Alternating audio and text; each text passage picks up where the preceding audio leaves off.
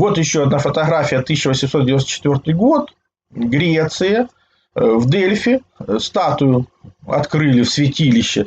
Ее открыли в 130 году, а откопали в 19 веке. Смысл в том, что это вообще-то храм находился на горе. То есть, представьте, даже на горе какое количество грунта, как это все занесено. И то, о чем было известно, что оно существовало, в наше время это можно откопать, потому что оно существует только под землей. Ну, на самом деле, таких чудес хватает.